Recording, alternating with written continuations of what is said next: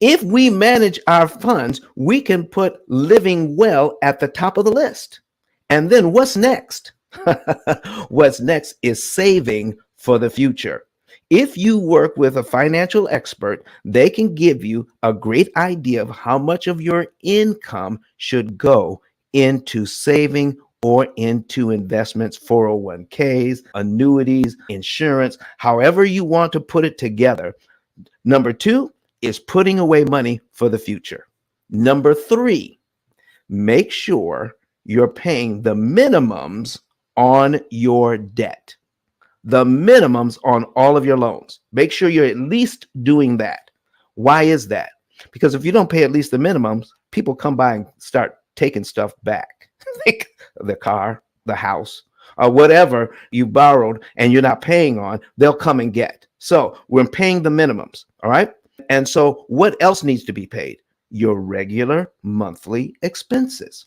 So here's four things. What did I say? Number one, we need to put in lifestyle money. How much you want to spend on your lifestyle so you can be psychologically healthy, so you don't feel as if you're working just to pay bills. Okay? Lifestyle money. Number two, money for savings.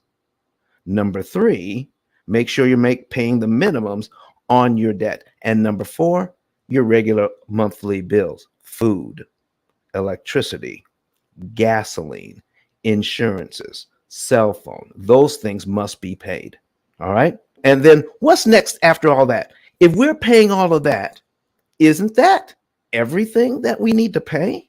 And then what do we need to consider? How much money is left over after that? And there will be money left over after that if we're tracking our spending. So we're taking care of lifestyle. We're taking care of savings already.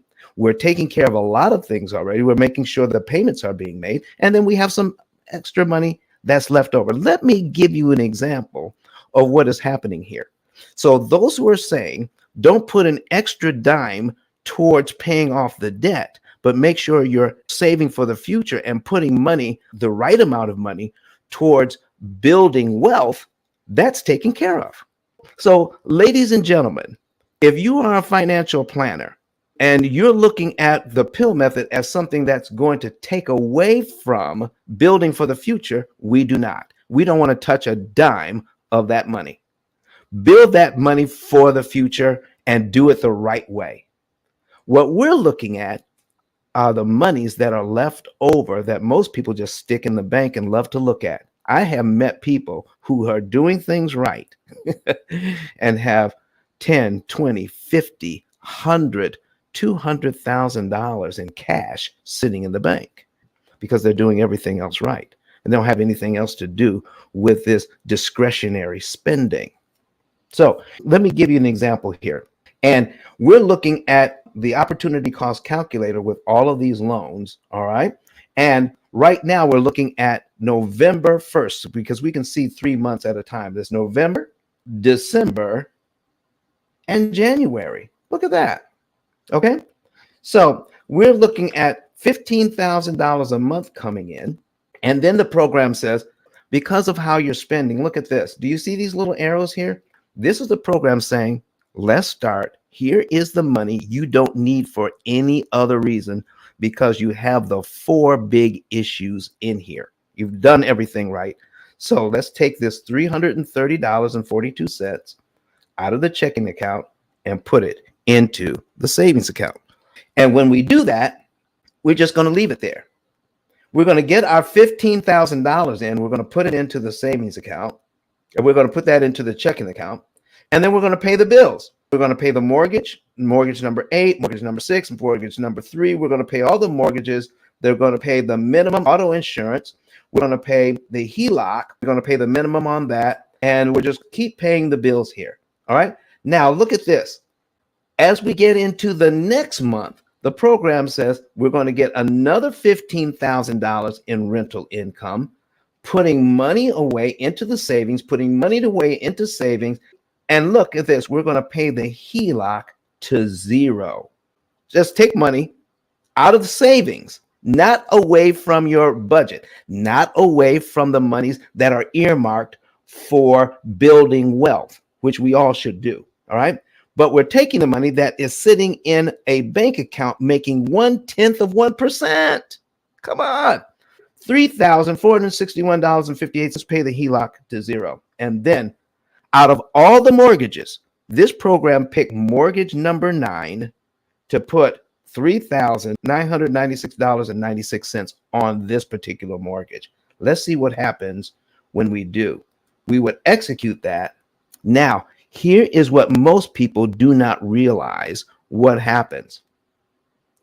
If we make this kind of payment, and I mean, don't pay any more than the program suggests, because this is the optimum number and the optimum time to do this.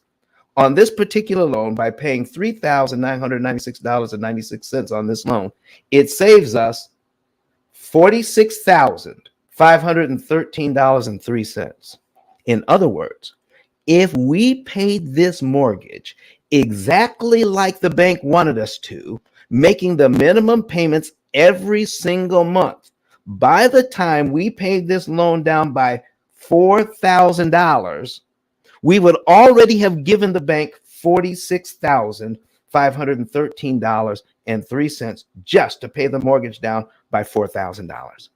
Folks, is there anybody out there, even if you're a real estate investor, can we justify paying $46,000 in interest just to pay a loan down by $4,000 when we have cash sitting in a bank account making 0.1% that we can advance to this loan and save the 46 grand? Do you see what's going on here, folks? Do you see what we're being sucked into? By looking at interest rates, we don't look at interest cost. But Don has some valuable information that can contribute to the quality of a person's life. And it only costs you a few dollars. It's his book. Why not get that? I'm going to go through the P.I.L.L method myself with some of my investment properties. So I'm going to link up with Don, and then I'm going to sit down with him, show him my investment portfolio, and see how I can eliminate interest.